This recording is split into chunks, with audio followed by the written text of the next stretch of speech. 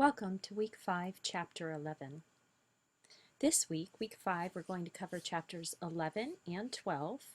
And Chapter 11 primarily deals with cell division of the asexual type, which is called mitosis. Chapter 12 deals with cell division of the sexual type, which is meiosis. So let's get started with Chapter 11. We see a very interesting image on this screen, and what this is a view of HeLa cells in the process of dividing.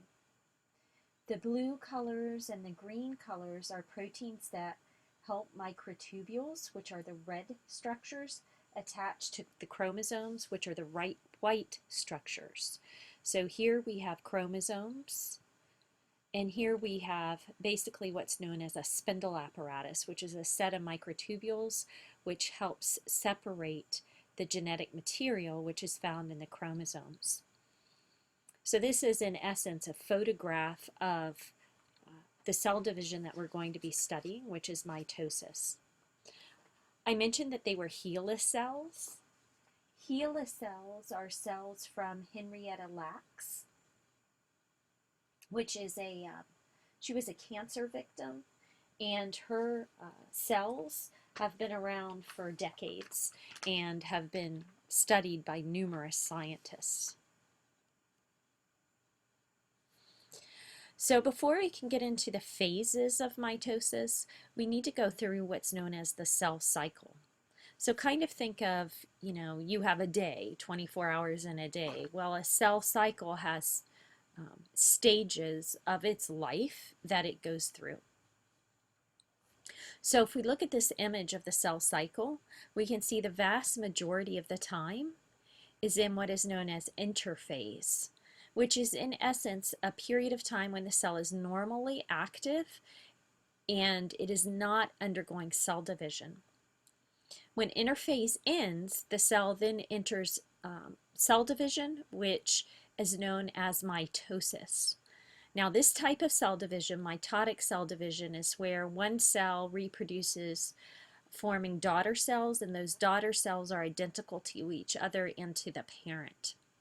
This is different than what we're going to study in the next chapter, which is meiosis. So this life cycle that we're seeing would be a life cycle for a cell that's going to undergo mitosis, which the vast majority of your cells do undergo.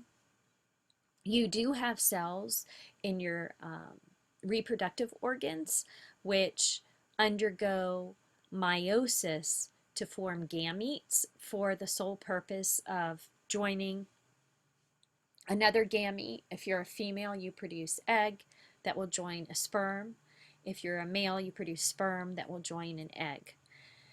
So those types of cells have to have a reduced number of genetic material because they're going to fuse together to make an offspring. But here we're just looking at cells that are going to divide to make more of their own kind.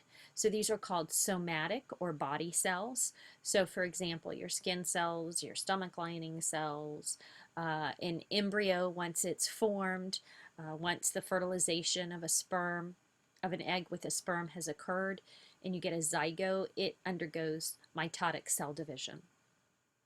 So again, this is the cell cycle of a cell that's going to undergo mitotic cell division. So before that cell can enter the first phase of mitosis, which is known as prophase, a few things have to happen. So let's just say that a cell was just born or formed.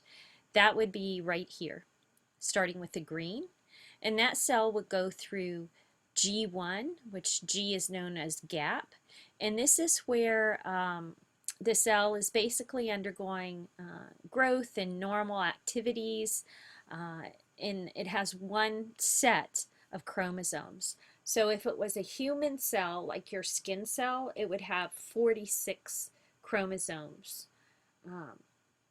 23 from your mother, 23 from your father. So it would have 23 what are called homologous pairs of chromosomes. Homo means same, logos means word, that's homologous. So every one of your cells in your body are made up of 23 chromosomes, one set from your mother, one set from your father. So then in preparation for the cell to be able to divide and produce offspring that are identical to each other and to itself, it has to go through synthesis. And synthesis is the S phase of interphase. That's in essence DNA replication. And we studied DNA replication the previous week. After DNA replication occurs, the cell then can then enter the gap phase 2 or G2 of interphase. And this is where the cell is going to do some more preparatory activities for the sole purpose of being able to divide. So it's kind of like getting things ready to be able to establish all of the tasks and tools needed for cell division. So then interphase ends right here, and mitosis, which is asexual cell division, begins. And you can see we have 4 phases: prophase, metaphase, anaphase, and telophase, which we'll detail those out in just a moment. Once the cell ends the mitotic division at telophase, the cell will then enter what's known as cytokinesis, which is where the cytoplasm of the cell divides. Technically, mitosis is nuclear division, and it's typically followed, if everything's going correctly, with cytokinesis, which is cell division, so that each cell is identical to each other and to the parent cell. So let's kind of look at an overview. Here we can see a cell that has one set of chromosomes. A blue is from the father, and a red or pink is from the mother.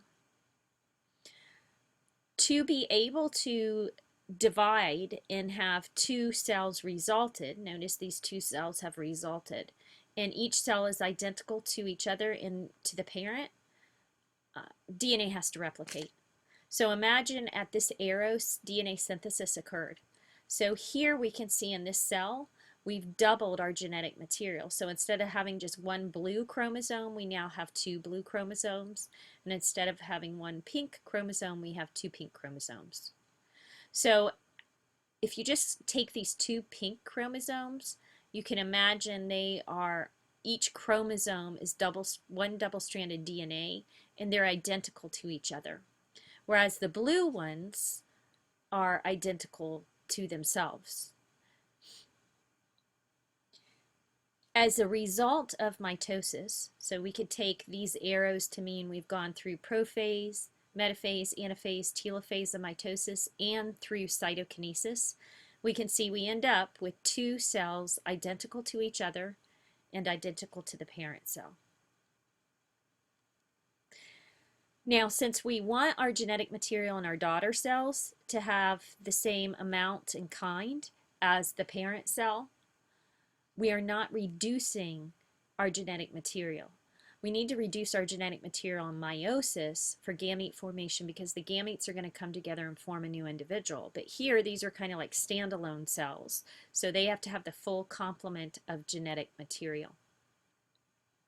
So we start with 2 chromosomes here. We're going to end in each cell with 2 chromosomes.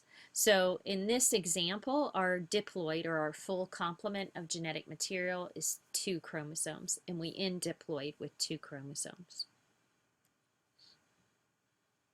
This is just an actual image of a frog in the process of dividing, a frog blastula in the process of dividing through mitosis. So you can see all of these cells here are forming through the process of mitosis after sexual reproduction has occurred.